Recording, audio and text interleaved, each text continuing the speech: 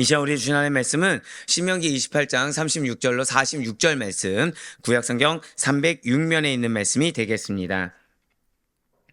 신명기 28장 36절로 46절 말씀 우리 한 절씩 교독하신 후에 마지막 46절 말씀 한 목소리로 합독하도록 하겠습니다. 제가 먼저 36절 말씀 읽도록 하겠습니다. 여호와께서 너와 내가 세울 내 임금을 너와 내 조상들이 알지 못하던 나라로 끌어가시리니 내가 거기서 목석으로 만든 다른 신들을 섬길 것이며 여호와께서 너를 끌어가시는 모든 민족 중에서 내가 놀람과 속담과 비방거리가 될 것이라. 내가 많은 종자를 들에 뿌릴지라도 메뚜기가 먹음으로 거둘 것이 적을 것이며 내가 포도원을 심고 가꿀지라도 벌레가 먹음으로 포도를 따지 못하고 포도주를 마시지 못할 것이며 내 모든 경내에 감람나무가 있을지라도 그 열매가 떨어지므로 그 기름을 내 몸에 바르지 못할 것이며 내가 자녀를 낳을지라도 그들이 포로가 되므로 너와 함께 있지 못할 것이며 내 모든 나무와 토지 소사는 메뚜기가 먹을 것이며 너희 중에 우고하는 이방인은 점점 높아져서 내 위에 뛰어나고 너는 점점 낮아질 것이며 그는 내게 구워줄지라도 너는 그에게 구워주지 못하리니 그는 머리가 되고 너는 꼬리가 될 것이라. 내가 내 하나님 여호와의 말씀을 청종하지 아니하고 내게 명령하신 그의 명령과 규례를 지키지 아니하므로 이 모든 저주가 내게 와서 너를 따르고 내게 이르러 마침내 너를 멸하리니. 함께요. 이 모든 저주가 너와 내 자손에게 영원히 있어서 표징과 훈계가 되리라. 아멘. 할렐루야. 내 모든 메너시 살아있는 주님의 말씀의 은혜를 사모함으로 말미암아 이렇게 하루의 시작을 말씀과 기도는 우리를 기쁘게 하시사 한 번 더 고백하시겠습니다. 약속을 반드시 성취하십니다.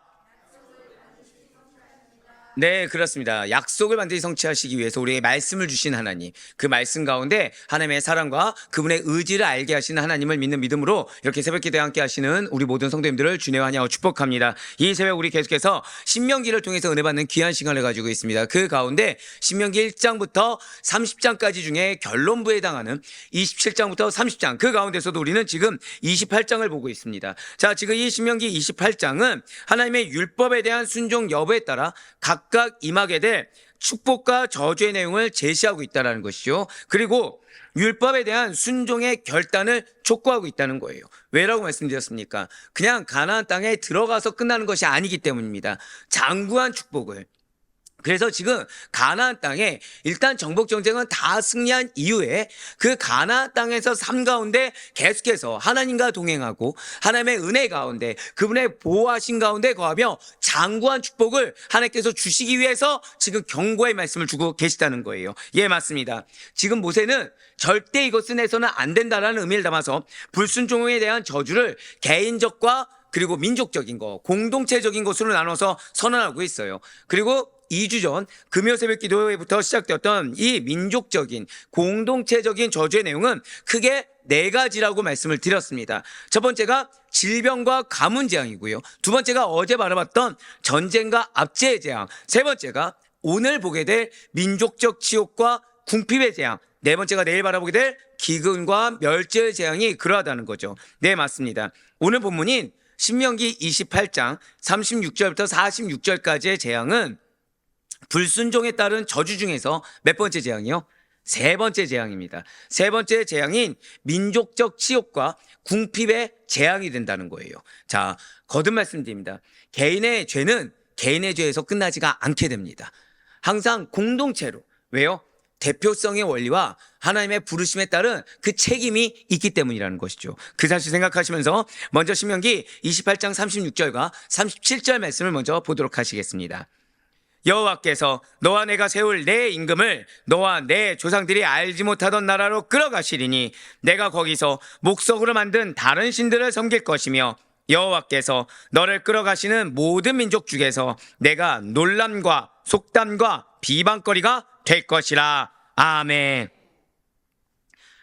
사실 이제 뭐 계속 그렇지만 어제도 자 한번 여쭤보겠습니다.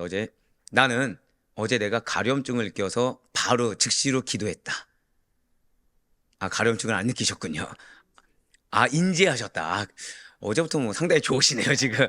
나는 어제 울컥할 만한 일이 있었다. 그래서 나는 순간 이러면 안 되겠다 기도했다. 예, 저밖에 없었군요. 네. 자, 이 말씀을 한다는 것은 그냥 간과하지 않고 그냥 넘어가지 않을 수 있다는 거에 대해서 얼마나 큰 은혜인지 몰라요. 사실 그 순간에도 하나님의 말씀을 들을 수가 있다는 거죠. 마찬가지예요. 지금 오늘 본문 말씀도 상당히 우리로 하여금 사실 부담도 될 수 있고 어려움도 될 수 있지만 그래서 은혜의 말씀인 것입니다. 왜냐하면 나도 모르는 사이에 죄가 쌓이는 게 낫습니까? 아니면 인지해서 그 순간 비록 어렵더라도 죄를 안 쌓는 것이 낫습니까? 예, 후자가 낫다는 것이죠. 보도록 하실게요. 진실로 이스라엘 백성들과 그 왕은 불순종으로 인해서 이방의 포로로 끌려가 그들의 비방거리가 될 것입니다. 근데 이미 어제 전쟁의 재앙에서 나왔었죠. 그냥 포로도 아니고 이리저리 끌려다니게 된다고 말씀을 드렸었어요. 그런데 지금 이스라엘을 포로로 끌고 가는 주체는 이방 나라가 아니라는 것입니다. 오늘 잘 기억하셔야 돼요. 왜냐? 우리가 간과하고 있는 부분들을 깨닫게 하시는 부분이 있기 때문입니다. 자, 먼저 시작하기 전에 여쭤볼게요. 여러분들 질투 있습니까? 없습니까? 이쪽도 예. 사람은 누구나 질투가 있습니다. 예, 저도 있습니다. 저도 있습니다. 예, 저는 약간 승부욕이 있는 편이죠. 네? 네. 약간 위로가 되는 거는 가족이 얘기하지 않았어요, 지금. 근데 또 위로가 안 되는 건 하필이면 성도님이 얘기하셨습니다. 예. 저는 승부욕이 있는 편입니다. 질투가 있죠. 그런데 물론 그 선한 승부욕이라는 것은 있습니다. 남을 인정하면서 같이 서로 상생하면서 올라가는 거, 이건 정말 좋은 거겠죠. 하지만 오늘 말씀을 기억하셔야 돼요. 지금 먼저 이스라엘을 포로로 끌고 가는 주체가 이방 나라가 아니라고 했어요. 자, 우리는 흔히 내가 상실감을 느낄 때 누구 때문이라고 하죠? 사람 때문에. 예, 맞습니다. 사람 때문에. 지금 그런데 포로가 된 게 뭐 바벨론 때문이다, 아수르 때문이다가 아니라는 거예요. 지금 여호와 하나님이시라는 겁니다. 하나님께서 선택하셨는데 그 선택까지 하나님께서 포로로 끌고 가시고 계시다는 거예요. 36절 말씀 보시면 지금 붉은색으로 뭐라 나와 있습니까? 여호와께서 끌어가시리니 라고 나와 있어요. 지금 이것은 포로 사건이 단순히 어떤 정치적인 결과나 군사적인 결과가 아니라 하나님의 그 주권적인 섭리 안에서 일어난 일임을 드러내고 있다는 것입니다. 진실로 이스라엘의 포로 여정이라는 것은 스스로의 선택이 아니라는 거예요. 그러니까 내가 지금 포로가 되겠다라고 선택해서 포로가 된 것이 아니라는 거죠. 강제적이고 피할 수 없는 고난의 길이며 하염없이 끌려가듯이 따라갈 수밖에 없는 운명적인 행로라는 것입니다. 더욱이 포로로 끌려가는 중에 지금 녹색으로 표현된 부분을 보시면 지금 뭐라 나와 있습니까? 임금이라 나와 있죠. 지금 이 임금이 강조되고 있는 거예요, 지금. 자, 왜 이것이 중요하냐? 이것은 이스라엘이 스스로들이 세워서, 즉 자신들이 선택하고 자신들이 세워서 그들 위에 둔 임금이라는 거예요. 하나님이 세우셨습니까? 인간이 세우셨습니까? 인간이 세웠다는 거죠. 그런데 이렇게 인간이 세운 이 임금이라는 것이 이방의 침략 앞에서 아무런 힘도 발휘하지 못하더라는 것입니다. 이렇게 이스라엘 백성 위에 임금이 스스로들이 임금을 세워서 그가 세워졌음에도 불구하고 백성이 세운 그 임금은 고통받는 백성을 구원하지 못할 뿐만 아니라 오히려 함께 끌려갈 수밖에 없는 무력한 존재들이라는 것이죠. 지금 이것은 고백하실게요. 하나님께서 허락하지 않으시면 이걸 기억하셔야 돼요. 하나님께서 허락하지 아니하시면 인간의 권력이나 제도가, 즉 누가 세웠다고요? 그것도 인간이 세운. 그러니까 내가 이렇게 하면 보호받겠지, 내가 이렇게 하면 해결되겠지, 내가 이렇게 하면 이 부분은 내 직성이 풀리겠지 라고 한 것이 하나님께서 허락하지 않으면 결코 나를 보호할 수 있다 없다? 보호할 수가 없다는 거죠. 맞습니다. 하나님께서 허락하지 않으면 인간이 세운 어떠한 권력이나 제도라는 것이 결코 백성을 보호할 수 없다는 것을 역설적으로 보여주고 있는 구절이라는 것입니다. 오늘날 많은 정치인들이 선거철만 되면 국민을 위해 헌신하겠다, 나라를 지키기 위해서 몸을 바치겠다고 외칩니다. 외교부는 어떻습니까? 해외에 나가 있는 자국민을 보호하겠습니다 라고 늘 항상 신년만 되면 선언한다는 거예요. 국가는 국가대로 나름의 제도적, 정치적, 군사적 장치를 마련해서 백성을, 우리나라 국민들을 안전하게 지키겠습니다 라고 말을 한다는 거죠. 그런데 안타깝게도 역사는 이미 반복해서 보여주고 있는 팩트가 있다는 거예요. 무엇입니까? 정치적 언약이나 이런 군사적 힘이라는 것이 언제나 국민을 지켜주는 것이 아니며, 인간의 약속이라는 것은 위기 앞에서, 자, 무엇 앞에서요? 위기 앞에서 너무나 쉽게 무너져 내린다, 무너져 버린다는 사실을 그동안 여실히 증명해 주었죠. 그리고 이것은 지금 이스라엘 경우에서도 마찬가지라는 것입니다. 백성들이 자신들을 위해 스스로 세운 임금은 외세의 침략 앞에서 무력했습니다. 어떠한 제도와 제국의 힘도 백성을 구원할 수가 없었다는 거예요. 그렇습니다. 한 번 더 고백하실게요. 하나님께서 허락하지 않으시면, 바로 그거예요. 오늘 여러분들 그걸 기억하셔야 됩니다. 하나님 이거 허락하셨죠? 내 입장에서 얘기하는 것이 아니라 우리의 기도는 하나님 당신이 원치 않으시면 내가 굴복하겠습니다, 이렇게 가야 된다는 거. 아무리 내가 원하는 무언가가 있다고 하더라도 하나님께서 허락하지 않으셔서, 근데 나는 고집을 부릴 수 있습니까 없습니까? 부릴 수 있겠죠. 감사한 거는 부릴 때 하나님 무슨 말씀을 주시는 거예요? 이렇게 무서운 말씀을 주시는 거예요. 너 이거 고집 부리면 이렇게 돼. 너 이거 고집 부려서 너 가만히 있거나 안 하거나 아니면 네 고집대로 행하면 이렇게 돼라고 말씀 주신 것이 그래서 기회인 것입니다. 하나님께서 허락하지 않으시면 왜입니까? 어떠한 권력도, 어떠한 제도도, 어떠한 힘도, 어떠한 능력도, 어떠한 군사력도 보호받을 수가 없습니다. 오직 하나님만이 참되신 보호자가 되십니다. 믿으십니까? 그렇기 때문에 이스라엘 백성들이 의지해야 될 대상은 어떠한 사람도 아니고요, 어떠한 제도도 아니고요, 하나님 당신이 있을 수밖에 없다는 거예요.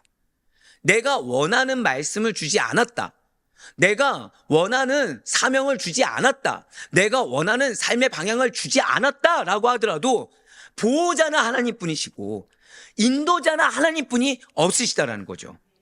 진실로 그러한 하나님께서는 왜 이겠습니까? 고백하실게요. 나에게 약속을 주셨습니다. 한 번 더 고백하실게요. 그 약속은 하나님만이 지키십니다. 바로 그거예요. 나에게 약속을 주신 분은 나도 아니고 사람도 아니고 세상도 아니고 하나님이 약속해 주셨고, 그 약속을 지킬 수 있는 것은 하나님밖에 없다는 거죠. 즉 예를 들어서, 자, 여러분들의 가정은 변화될 것입니다. 이거 약속 지키는 건 누굽니까? 근데 우리는 신기할 정도로, 아니 나에게 가정을 변화시킨다고 하셨는데 왜 내 배우자 변치 않습니까? 이렇게 물어보고 있다는 거예요. 왜 내 자녀 변치 않습니까? 이렇게 물어보고 있다는 거예요. 자, 변화의 주체가 가족입니까? 하나님이십니까? 하나님이시라는 거죠. 근데 우리는 나도 모르는 사이에 조급해해서 왜 나에게 이 배우자를 허락하셨음에도 불구하고 이 배우자는 변치 않고, 문제는 변치 않는 정도가 아니라 내 마음을 어렵게 합니까? 편하게 합니까? 어렵게 하는 일이 주어진다는 거예요. 그러면 그때마다 우리는 나도 모르게 죄송합니다. 어제 말씀 그대로 정신병이 드는 거죠. 어제 설교를 안 들으면 저는 미친 목사가 되겠지만 어제 설교 들으면 납득이 되는 거죠. 왜요? 정신병이 뭐였어요? 공황 상태, 공포 상태니까. 공포 상태가 뭐죠? 말씀이 안 들어오는 겁니다. 근데 지금 하나님께서는 그래서 다시 말씀하고 계시죠. 약속의 주체가 누구이냐? 정말 그 약속을 이행할 자는 누구이냐? 이루는 자는 누구이냐? 그래서 보호해 주는 자는 누구이냐? 오직 하나님뿐이세요. 그리고 약속을 주신 당신의 언약의 백성을 끝까지 붙드시는 유일한 구원자도 누구십니까? 오직 하나님밖에 없다는 사실을 잊지 마시길 바랍니다. 그러면서 오늘 보면 신명기 28장 36절과 37절을 다시 한 번 더 보시길 바라요. 자, 지금 붉은색 표현대로 보시면 무엇입니까? 이스라엘이 그냥 또 포로로 끌려가는 것이 아니에요. 이방 나라에 끌려가서 우상 숭배도 합니다. 거기에 비방거리가 된다는 거예요. 아이러니하죠. 나는 조롱거리가 되기 싫고, 나는 무시당하기 싫고, 나는 비방거리가 되기 싫어서 나만의 어떤 장치들을 막 만들어 놨어요. 나는 강대국도 의지해봤고, 제도도 만들어봤고, 군사력도 키워봤고, 사람도 만들어봤습니다. 근데 정작 무엇이 없었어요? 한 번 더 고백하실게요. 하나님의 허락하심. 내가 이 비방거리가 되기 싫어서 노력했는데 비방거리가 되는 거예요. 이거 기억하셔야 됩니다. 내가 수치당하기 싫어서, 내가 자존심 상하기 싫어서 장치를 열심히 준비했는데 그래서 그 장치가 나에게 뭐가 됐어요? 덫이 되고 독이 된 거예요. 바로 이것입니다. 하나님의 허락을 받지 않는 자. 그러면서 하나님을 내 안으로 내 스스로 내가 원하는 하나님으로 전락시킨 자. 그래서 결국에는 하나님의 품을 떠난 자들이 겪는 일은 허탄한 우상을 섬기는 악한 일에 강제적으로 동참하게 되는 것뿐이고, 그래서 내가 맞이하는 것은 비방거리밖에 없습니다. 수치스러움밖에 없습니다. 때로 여러분들 혹시 자존심 상한 일이 있습니까? 없습니까? 있죠. 그럼 우리는 되게 자연스럽게 자존심 상하게 된 그 상황과 환경과 사람에게 마음에 분을 품게 됩니다. 아니에요. 고백하실게요. 그 순간이 돌이킬 시간입니다. 바로 그거예요. 지금 내일 설교에도 나오지만 그 순간이 내가 어디에서 지금 하나님과 멀어졌는가? 내가 어느 영역에서 하나님의 허락을 받지 않고 내 멋대로 행했는가? 내가 어느 영역에서 하나님의 말씀에 불순종했는가를 돌이켜볼 시간이지, 지금 내가 자존심이 상한다, 내가 수치스럽다라고 해서 바로 또다시 악을 품게 되면 나는 또 다른 비방거리가 된다는 것입니다. 반드시 기억하시기 바라요. 지금 문제는 뭐예요? 자력으로 선택해서 우상 섬기는 악한 일을 하는 것이 결코 아닙니다. 우상 숭배를 강요당하게 되는 거예요, 지금. 즉, 여러분들이 무언가를 장치를 취했어요. 근데 하나님이 보란 듯이 무너뜨리고 자존심이 상한 일을 겪게 되었습니다. 그러면서 자연스럽게 무엇을 강요당하게 돼요? 회개하지 아니하며 또 다른 덫을 강요당하게 된다는 거예요. 또 다른 수치를 강요당하게 되는 것입니다. 수치가 무엇을 낳아요? 수치를 낳게 된다는 거죠.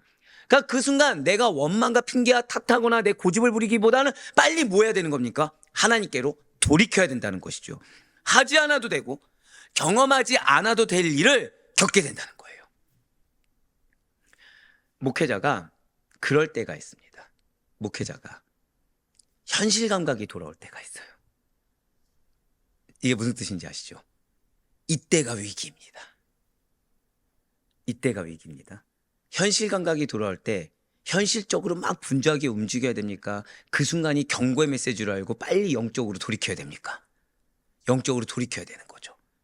그렇지 않으면 그 늪에서 빠질 수가 없게 된다는 거예요. 결국 무엇이죠? 내가 하지 않아도 될 일을 내가 하게 되고, 경험하지 않아도 될 일을 내가 경험하면서 어느 때를 그리워하죠? 이전을 그리워하게 되는 거예요. 결론은.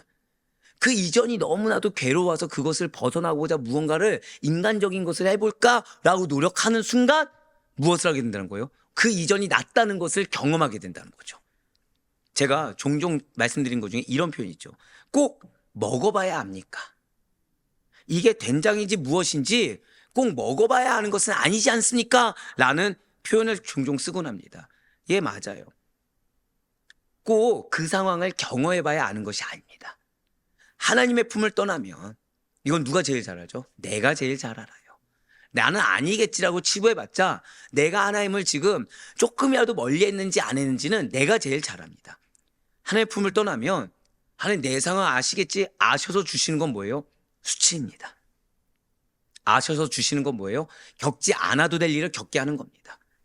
우리 인생에 암울하고 악한 일들에 연루될 만한 것들만 스며들게 된다는 사실을 절대 잊지 마시길 바라요. 우리가 결국에는 하나님의 말씀을 불순종하고 나 개인 스스로가 하나님의 간섭하심과 보호하심을 떠나게 되면 이전에는 경험하지 못했던 곧 하나님 안에 있을 때 그분의 말씀에 순종하며 살았을 때는 알지 못했던 나도 모르는 사이에 악한 일에, 근데 문제는 악한 일인지 압니까? 모릅니까? 모르는 상태에서 악한 일에 동참하게 된다는 거죠. 비록 자기 의지로 거부하려고 해도 하나님의 영이 떠나버린 마음에는 악한 영이 거할 수밖에 없다는 것입니다. 즉 내가 성령 충만하지 않으면 그 성령 충만하지 않은 그 빈자리를 반드시 뭐가 틈탄다는 거예요? 악한 영이 틈타는 거죠. 예수님께서 말씀하지 않았습니까? 귀신이 떠난 그 자리 성령으로 채우지 않고 말씀으로 채우지 않으면 오히려 더한 것들이 들어온다고 이미 말씀하지 않았습니까? 우리는 그 말씀에서 자유로운 자들이 아니에요. 나는 아니겠지라고 생각하면 안 된다는 거죠. 내 안에 하나님이 있으니까 괜찮겠지라고 하면서 내 고집대로 살아가는 거, 결국 누구기를 반복하는 거죠. 이 이스라엘의 불순종을 반복할 따름이라는 것입니다. 결국 악한 영의 지배 아래 어쩔 수 없이 나도 모르는 사이에 어둠의 일에 동참할 수밖에 없는 상황. 근데 문제는 동참하면서도 깨닫지 못하는 상황. 그러면서 결국에는 후회하다가 어제 말씀대로 슬피우며 일을 가는 그 상황까지 내가 나를 그쪽으로 내몰게 된다는 거예요. 근데 사실 알고 봤더니 누구의 의지대로? 하나님이 이끌어 가신다는 거죠. 그렇게 많은 성도님들이 의외로 이런 말씀들을 하시는 경우를 보곤 합니다. 경험은 많을수록 좋고, 이왕이면 성경뿐만 아니라 세상 지식도 많이 알면 알수록 좋지 않습니까? 뭐든지 다다익선입니다. 또는 세상의 어떠한 일을 위해 교회가 존재하든가 세상의 어떠한 일을 위해 말씀이 존재하는 것처럼 얘기할 때가 있습니다. 과연 이 말이 다 맞을까요? 전혀 아니에요. 많은 것을 아는 것은 유익한 거 맞습니다. 하지만 이걸 기억하셔야 돼요. 첫 번째로는 반드시 분별해야 되고, 두 번째로는 우선순위가 정립돼야 되며, 세 번째는 어두움 일에 동참하는 것을 아는 것은 피할 수만 있다면 결코 얻지 말아야 할 지식임을 잊지 마시기 바랍니다. 벽이 견고하잖아요. 알지 않아도 될 것들은 튕겨 나가게 되어 있습니다. 하나님의 말씀과 그분의 교제 안에 있을 때 우리에게 있어서 어둠의 일을 아는 지식이라는 것은 전혀 필요가 없다는 거예요. 앞으로도 알 필요가 전혀 없다는 것이죠. 그러나 안타깝게도 우리 가운데는 스스로가 이런 알 필요가 없는 지식을 얻기 위해서 스스로가 갖지 않아도 될 무언가를 갖기 위해서 하나님의 품을 떠나는 경우가 종종 있다는 거예요. 근데 나는 인지합니까? 못합니까? 이스라엘 백성처럼 인지하지 못한 상태에서 하나님의 품을 떠나버렸다는 거죠. 절대로 그래서는 안 됩니다. 왜입니까?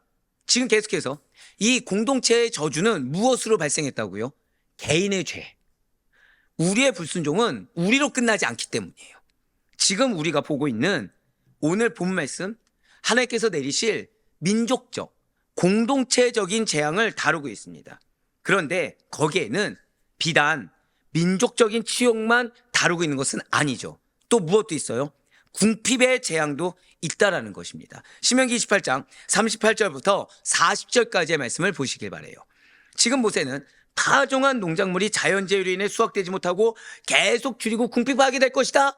자, 어제 말씀 기억나시죠? 수고한 대로 거둡니까? 못 거둡니까? 못 거두는 걸 또 얘기하고 있는 거예요.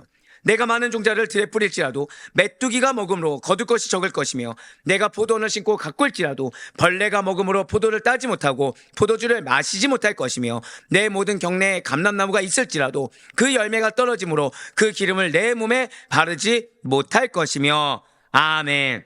고백하실까요? 하나님께서 허락하지 않으시면 기대할 수가 없습니다. 제가 여러분들에게 열매를 기대하시라 말씀드리죠. 근데 그것은 허락된 약속의 말씀이니까 기대할 수 있는 거예요. 근데 허락하지 아니하시면 기대할 수가 없다는 겁니다. 지금 38절부터 40절까지는. 그러니까 어떠한 자연재해를 입어서 지금 농작물의 소출을 기대할 수 없게 된 것인지를 말하고 있습니다. 메뚜기가 떼를 지어 몰려다니면서 농작물을 모조리 먹어치우게 됩니다. 실제로 이스라엘 역사 가운데 있었습니까? 없었습니까? 있었죠. 요엘 선지자가 활동하던 때에도 메뚜기 떼가 지금 이스라엘 곡물을 다 먹어버린 재앙이 있었어요. 더불어서 지금 포도나무에도 병충해가 들어 포도주를 먹지도 못하게 될 것입니다. 즉 아무리 노력해서 열심히 농작물을 가꾸어도 기대할 수 있다 없다? 기대할 수 없다는 거예요. 결실을 맺지 못한다는 거죠. 여러분들 잘 아시다시피 이스라엘 농업에 있어서 이 포도, 39절에 포도라는 것은 매우 큰 비중을 차지하고 있습니다. 그렇기 때문에 이렇게 포도 열매를 벌레에게 먹힘으로써 포도가 씨를 따지 못한다는 것은 매우 큰 손실, 즉 하나님께서 버리지 않으면 있을 수 없는 일이라는 거예요. 이렇게 포도와 더불어서 지금 40절에 보는 감람나무 열매 역시도 이스라엘 사람들의 주된 농작물이었습니다. 즉 내 주된 생업이 아무런 결실을 기대하지 못하게, 기대하는데 기대를 마치 저버리는 것처럼 오히려 아무런 결실이 없게 적자만 보게 계속 하신다는 거죠. 거의 6m까지 자랄 정도로 크게 성장하는 감람나무 열매는 주로 초가을에 익기 시작해서 11월 말경에 추수하게 되는 것입니다. 이 열매는 그냥 말려서 먹기도 했지만 대다수는 기름을 짜서 식용이나 약으로나 등잔 연료 등으로 사용되었어요. 그러나 이 기름은 본문에서와 같이 몸에 발라서 몸에 바르지 못할 것이요. 즉 이게 뭡니까? 사치용품으로도 사용되는 것입니다. 즉 이 말씀은 이스라엘 백성들이 저주를 받아서 감람나무 열매조차 수확할 수가 없게 되어 몸을 치장하는 화려한 삶은 전혀 즐길 수가 없게 될 것이다 라는 의미라는 거예요. 미리 말씀드리지만 이스라엘 백성들이 이렇게 메뚜기 때가 들어왔을 때 이스라엘 백성들이 이런 열매를 기대할 수가 없고 궁핍한 생활을 했을 때 이들이 회개했을까요? 아니면은 당시의 자연 상황을 핑계댔을까요? 오늘날 우리말처럼 자 경기 어렵습니까? 좋습니까? 경기가 어려우니까 소출이 없나 보다 이래버린 거예요 그냥. 자 한번 여쭤볼게요. 하나님이 크십니까? 이 세상의 경제 흐름이 큽니까? 하나님 크시죠. 여러분들 그러니까 경기가 안 좋아서라는 말을 너무 익숙하게 해서는 안 됩니다. 무엇 때문이란 말을 하기보다는 지금 이 순간 이 공동체 안에 하나님께서 역사하지 않는 이유는 무엇일까부터 시작하셔야 돼요. 이 말씀은 내일도 나옵니다. 내일도. 실제 당시에 전승을 보고 당시에 랍비 책들을 보잖아요. 그러면 이스라엘 백성들 입에서 나왔던 말이 아유 지금 이 근방 지역의 환경이 그렇지 뭐라고 하면서 회개할 생각을 하지 않았다는 거예요. 그러면서 마음엔 불안감이 있으니까 누구에게 갑니까? 한 번씩 몰래에게 가는 거예요. 아세라 신상에게 가는 거예요. 바알을 섬기는 거예요. 그리고 이어지는 41절과 42절의 말씀 역시 자 그러니 계속해서 다가올 것은 무엇밖에 없어요? 궁핍밖에 없겠죠. 궁핍의 재앙을 마찬가지로 설명하고 있습니다. 무엇입니까? 자녀를 낳아도 대적에게 포로로 끌려간다는 것이죠. 초목과 열매를 모두 다 메뚜기로 먹어 없앤다는 거예요. 그런데도 깨닫습니까? 못 깨닫습니까? 못 깨닫는다는 거죠. 그러면서 이어지는 신명기 28장 43절과 44절 말씀 보시길 바라요. 이스라엘 가운데 우고하는 이방인은 번영한다는 거예요. 그런데 이스라엘 민족은 보란듯이 몰락하게 한다는 것입니다. 43절과 44절 말씀 보세요. 너희 중에 우고하는 이방인은 점점 높아져서 내 위에 뛰어나고 너는 점점 낮아질 것이며 그는 내게 구워줄지라도 너는 그에게 구워주지 못하리니 그는 머리가 되고 너는 꼬리가 될 것이라. 아멘. 지금 이 말씀을 우리가 곡해해서는 안 됩니다.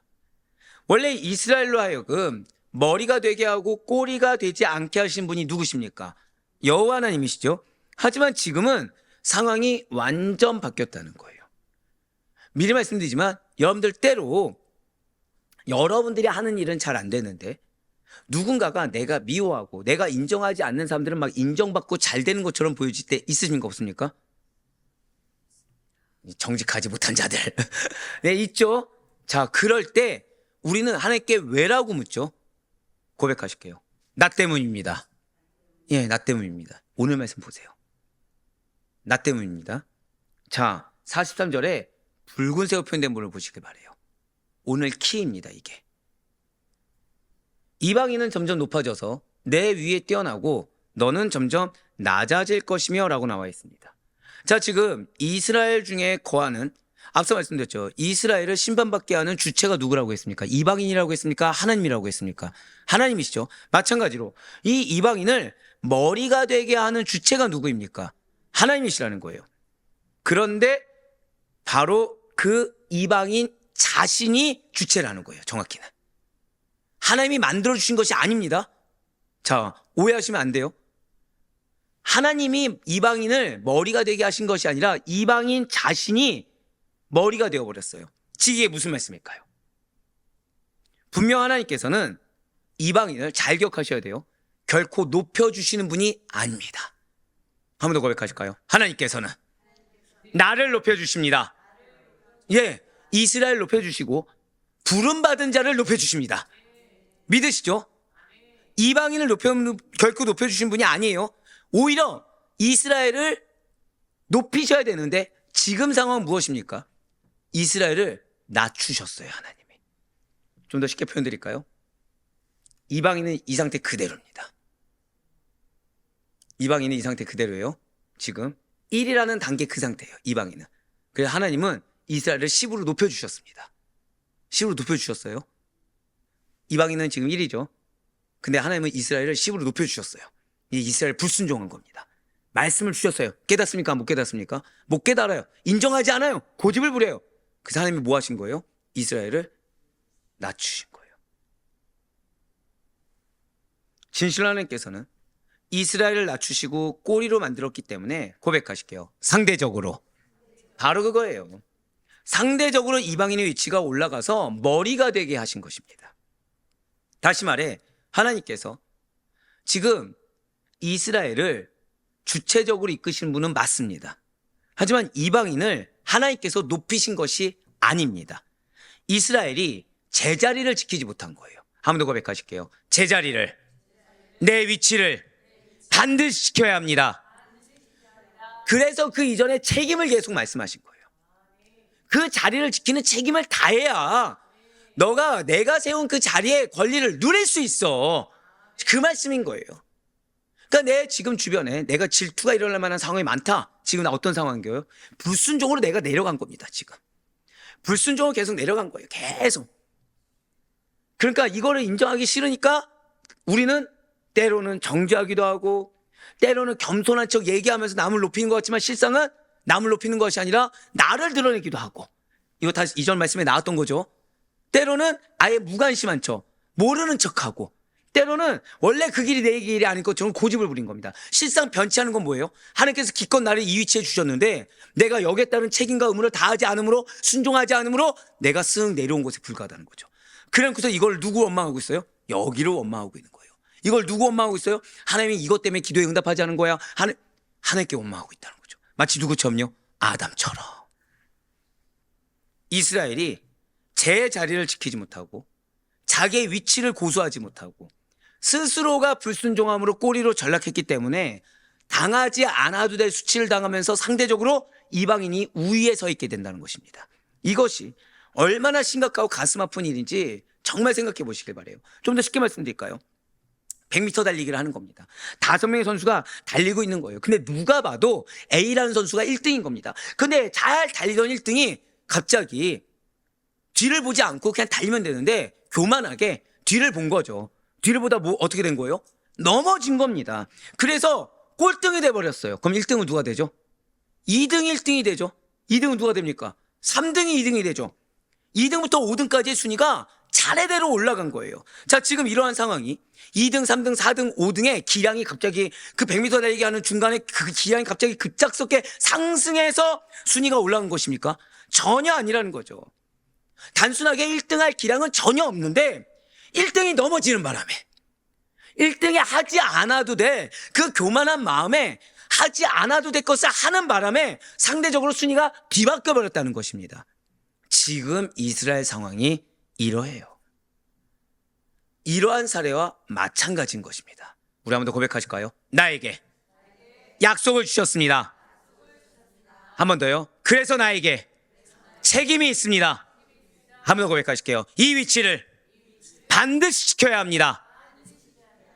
제가 제일 싫어하는 것이 상황에 맞추어서 행동하는 것을 제일 싫어합니다. 왜냐? 상황에 맞추잖아요. 이스라엘 상황처럼 돼요. 근데 약속에 맞추잖아요. 그럼 어느 순간 열매가 있습니다. 이걸 잊지 마셔야 돼요. 더불어서 내가 원하든 원치 않든 하나님께서 이 위치를 주셨다. 이 위치를 반드시 고수해야 될 책임이 우리에게 있는 것입니다. 여기에 이 위치를 고수하는데 앞서 말씀드렸죠. 누가 따라오냐 따라오지 않냐 중요합니까? 중요하지 않습니까? 중요하지 않다는 거예요. 왜요? 약속을 누가 주셨다고요? 하나님께서 주셨고 누구에게 주셨습니까? 나에게 주셨고 성취는 누가 하십니까? 하나님께서 하시기 때문이에요. 할렐루야. 이방인이 잘해서 이스라엘보다 우위에 선 것이 아닙니다. 이방인이 갑자기 특권을 누릴 수 있는 자격이 돼서 우위에 선 것도 아니라는 것이죠. 이스라엘이 하나님께서 정해놓으신 자리. 한 번 더 고백하실게요. 나에게는 하나님께서 정해주신 자리가 있습니다. 바로 그거예요. 그걸 지켜야 돼요. 이스라엘이 바로 그 하나님께서 정해주신 그 자리, 곧 머리가 되어야 될 자리를 놓치고 무엇을 안 했기 때문에 순종해야 되는 책임을 다하지 않았기 때문에 그것을 다하지 않고 꼬리로 전락했기 때문에 이방인이 특권을 누리게 된 것입니다. 그래서 상대적으로 이방인이 앞서 보인 것처럼 되어버렸다는 거죠. 지금 이러한 사실은 오늘날 우리들에게 매우 큰 경각심을 줍니다. 우리 한번 선포합시다. 질투심이 들 때 회개해야 합니다. 바로 그거예요. 질투심이 들 때 회개하고 해야 될 걸 해야 돼요. 자, 이때 상황 핑계 대라 대지 말라. 절대 돼서는 안 됩니다. 지금 나에게 주어진 위치를 지키는 것에 최선을 다해야 되고, 내가 해야 될 책임을 다하는데 최선을 다해야 되는 것입니다. 그걸 다하지 않고 상황에 맞추면 나도 모르는 사이에 나는 어디로 가고 있는 거예요? 비방거리로 가고 있는 거예요. 나도 모르는 사이에 수치의 길을 가는 거예요. 문제는 수치당할 때 어느 정도로, 어제 말씀드린 후회하면서 슬피우며 이르갈 정도로. 왜요? 나는 전혀 인정하지 않았던 이방인 같은 자가 갑자기 내 위에 서 있는 거죠. 그 얼마나 더 비참합니까? 그냥 내가 수고하고 노력한 것을 거둬들이지 못한 정도가 아니라 보란 듯이 하나님이 후회하는 것에 끝나지 않고 슬피우며 이를 갈 정도로, 다른 사람은 괜찮은데 왜 하필 저 사람입니까? 할 정도로 올려주시는 거예요. 우리가 하나님 안에서 주어진 자리를 하나님께서 지켜주신, 그리고 부여하신 권리와 책임을 소홀히 할 때, 당연하게 여기면서 실제 당연하게 행하지 않을 때, 우리는 우리가 원치 않아도 낮아지게 됩니다. 그래서 이 낮아진 거에 대해서는 계속해서 하나님이 사인을 주시는 거죠. 수고한 대로 결실이 없느냐? 회개하라. 인정하지 아니한 그 자가 올라갔느냐? 회개하라. 너가 원치 않은 상황을 맞이했냐? 회개하라. 기회를 주시는 거예요. 우리가 나는 당연하다고 생각한 결과예요. 나는 당연하다고 생각하는 그 위치입니다. 근데 결과가 있어요, 없어요? 얻게 돼요. 그 위치에 따른 권리와 명예는 어떻게 되죠? 점점 실추하게 되는 거예요. 점점. 그러다 보니 이제 어떤 상황까지 오죠? 포로로 이리저리 끌려가는 게 마음 편하다라고 생각하는 단계까지 오는 거예요. 방금 뭐라고 말씀드렸죠? 포로로 이리저리 끌려다니는 상태가 마음 편하다. 그래서 포로 귀환 명령 때 다 왔습니까? 남아있는 자들이 있었습니까? 그렇게 된다는 거예요. 그렇게 된다는 겁니다. 그러니까 은혜의 자리가 있음에도 불구하고 오히려 뭐가 편하다고 착각하는 거예요? 그냥 그 공동체를 벗어나서 포로인 것이 마음 편하다고 착각하게 되는 거죠. 근데 사실 그 자리는, 거기에 위치는 무엇입니까? 자유민입니까? 포로입니까? 포로에 불과한데, 아니 왜 저렇게 판단하지? 옆에서는 이상할 정도로. 이게 어떤 거예요? 어제 말씀대로 정신병. 공포 상태에서 분별력 없이 언행을 내뱉고 자신의 처지를 그렇게 전락시켜버린다는 것입니다. 그리고 그러면 그 자리, 하나님께서 예비하신 그 자리는 어떻게 합니까? 한 번 더 고백하실게요. 촛대가 옮겨질 수 있습니다. 바로 그거예요. 그 자리를 내가 원하든 원하지 않든 다른 사람이 그 자리를 반드시 차지하게 된다라는 교훈입니다. 오늘 말씀 정말 중요하죠. 하나님께서 세우신 질서를 지키고 하나님께서 부여하신 그 위치가 내가 원하든 원치 않든 하나님께서 주셨기 때문에, 약속과 책임도 하나님께서 주셨기 때문에 그분의 말씀에 순종해서 책임을 다하는 것이 얼마나 중요한지 오늘 보면은 매우 강력하게 설명하고 있어요. 자, 지금 여러분들, 지금 첫 번째 재앙, 두 번째 재앙, 세 번째 재앙 들었을 때 재앙의 어떻게 난이도가 같은 것 같습니까? 점점 올라가는 것 같습니까? 내일은 더 심해요. 내일은. 우리에게 하나님께서는 지금 무엇을 말씀하시죠? 고백하실게요. 머리가 되라. 머리가 되라는 거예요. 앞에서 선구자로서 나아갈 수 있어야 되지, 누가 따라오냐 따라오지 않냐, 누가 말장난으로 나를 괴롭히냐 안 괴롭히냐. 제가 지금 어떤 표현 썼어요? 말장난에 불과합니다. 나를 긁는 것 같고 나를 답답하게 하는 것 같아도 그냥 말장난에 불과하지 내 위치를 흔들 만한 게 아니에요. 그냥 누가 도와주지 않는다. 그럼 누가 하면 되는 거예요? 약속받은 내가 하면 되는 겁니다. 내가 원하는 대로 끌려오지 않는다. 하나님은 그 자에게 약속을 주지 않았어요. 약속은 누구에게 주셨죠? 나에게 주셨어요. 그 위치 누구에게 주셨습니까? 나에게 주셨어요. 그럼 나는 그 위치에 따른 책임을 누가 다하면 되는 겁니까? 내가 다하면 되는 거예요. 아니 왜 우리 가족 공동체인데, 아니 왜 우리 직장 공동체인데 왜 내가 이렇게 비전받아서 가는 길을 왜 안 따라? 이런 어리석은 말을 해서는 안 됩니다. 이건 뭐랑 똑같다고요? 이스라엘 백성들이 그냥 환경이 그러니까, 이거랑 똑같아요. 핑계대는 거랑 똑같아요. 내가 그 책임을 다하면 돼요. 왜죠? 우리에게 이미 주님께서 허락하신 것은 꼬리가 되는 삶이 아니라 머리가 되는 삶을 허락해 주셨습니다. 그리고 이러한 삶은 그냥 거저 유지되는 것이 아니에요. 당연히 사단이 공격하겠죠. 왜요? 질투하니까. 어떻게든 꼬리로 내리려고 하겠죠. 인간의 힘으로만 되는 거 역시 아닙니다. 그것이 실패한 것을 이스라엘은 보여주었어요. 오직 하나님께 순종하고 오직 그분의 뜻 안에 거하며 그분의 약속과 더불어서 나를 부르신 이 위치, 성도라는 정체성, 그리고 직분자라는 그 정체성에 합당한 책임을 다할 때 가능하다라는 것입니다. 그러면서 이제 마지막으로 신명기 28장 45절과 46절 말씀 보도록 하실게요.